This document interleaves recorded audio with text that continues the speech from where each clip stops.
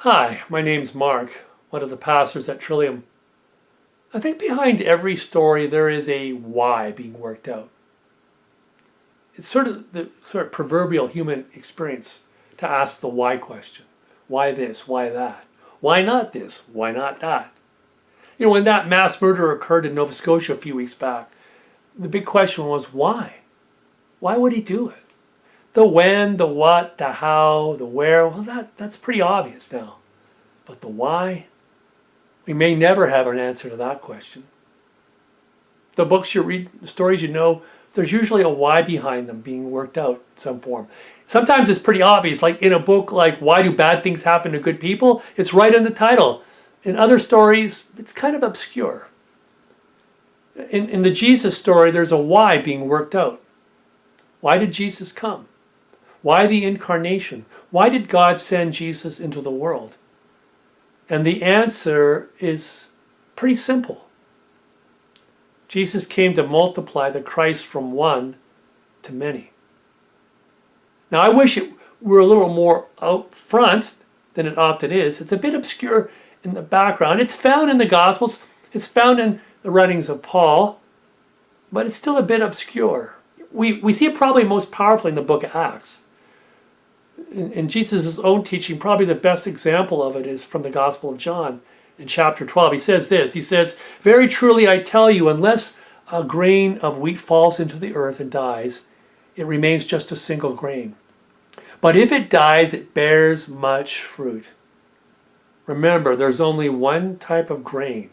The fruit is the seed multiplied many times over. A lot of people want to put Jesus way high up on that pedestal. And I'm okay with that as long as people don't forget his mission, which is to multiply the one Christ to the many. See, identification is so important in the practice of multiplication. If we put Jesus too high up on the pedestal, it's almost as if he's got a different seed from us. And in that sense, if there are two seeds, there can be no multiplication of the Christ from one to many. I have progressive friends of mine who want to knock Jesus off the pedestal. I want to knock him down to our level.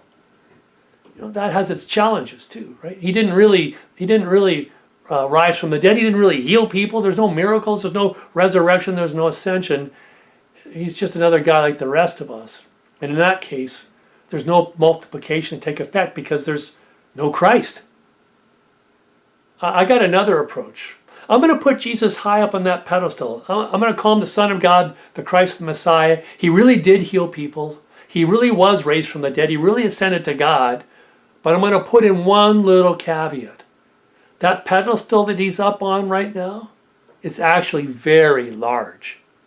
There's space for other people up there with him on it. Not only is there space for a few other people, it's actually quite large. That pedestal is so huge that it actually has space for every one of us to be up there with Jesus. The multiplication of the Christ in principle is from one to many to all. Jesus in his ministry made a point of identifying the divine essence of people. He saw it in people around him. He healed people because of it. He nurtured it in his disciples. In that moment of testing when he walks the road to the cross in his passion, the disciples fail the primary test of their ministry. See, they fail to identify with him. When Peter rejects Jesus, denies him, he fails the test of identification, and the multiplication cannot take effect. Jesus dies as one seed and remains one seed. Jesus comes back in the resurrection to finish the purpose of his mission, the reality of multiplication from one to many. And when he ascends to God, he promises the disciples the gift of the Holy Spirit. You see, it's the Holy Spirit who's going to allow the multiplication to finally take effect.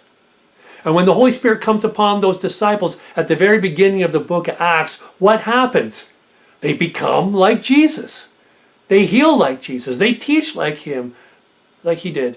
They bless people like Jesus did. They teach about the Christ the way he did. They provide a home, a solace for the poor, the broken, the needy, just like Jesus did. And now the opportunity's been given to us. We too can, just like those first disciples, invite the Holy Spirit into our hearts. Welcome God on the outside to come and live on the inside of us and awaken us to the truth that we too belong to the process of multiplication, that we are part of Jesus' mission of making the Christ go from one to many to all.